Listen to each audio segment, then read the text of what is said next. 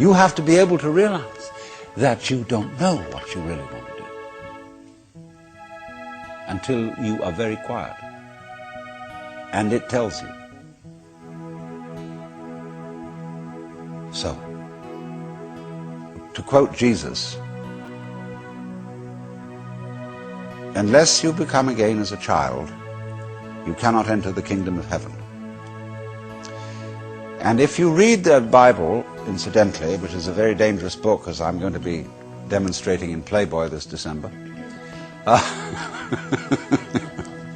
but understand heaven in a very literal sense, space. See, we are in heaven now because the earth is a spaceship and heaven is space. What is called in Chinese gung, Japanese gu, the void. That's what is important. That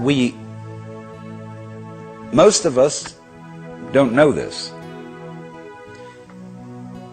Even Shakespeare has one of his characters saying, "Oh, that this all too solid flesh would melt." But do you know you are much more space than you are anything else?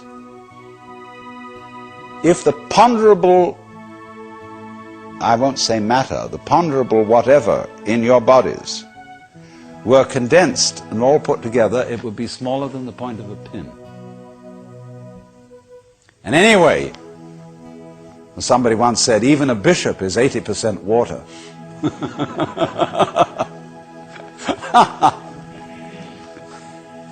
We are airy nothings.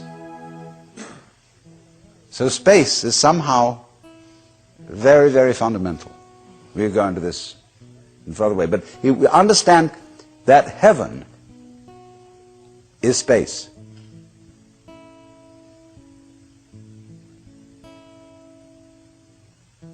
And all those references in those nursery rhymes that we learned as children, which were the hymns about heaven. Always we're talking about thrones and crowns and harps and streets of glass. Crystals, transparencies, space. It comes down to space always. Space, which nobody can define, nobody can imagine, appears to be nothing, is the foundation of the universe.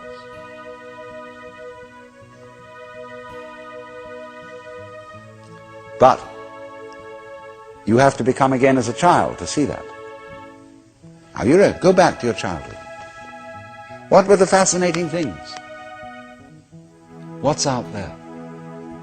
What's beyond the stars? How long does it go on? And Mama said, it goes on always and always and always. The child wonders, is excited that there's something that never ends.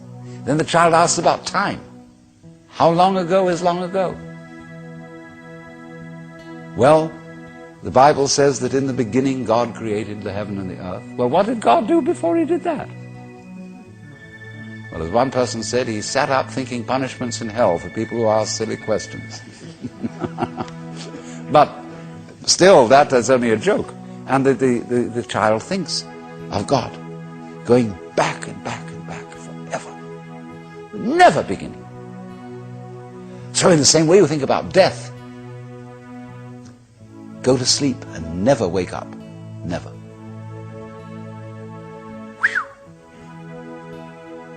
Why, it would be as if you never had existed. Not only you, but everything else.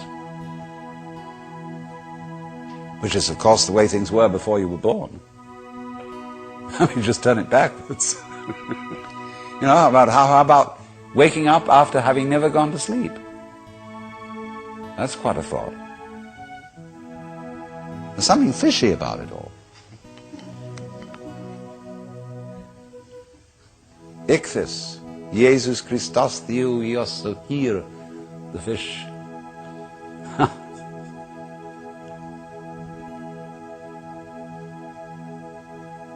So we get a funny feeling when we think those questions really through. Very funny feeling. And children, you see, love to get into that funny feeling. Children do all kinds of weird things. They like to spin around as fast as possible, so they watch suddenly the whole ground goes tilting. They do this thing with their eyes, and they go,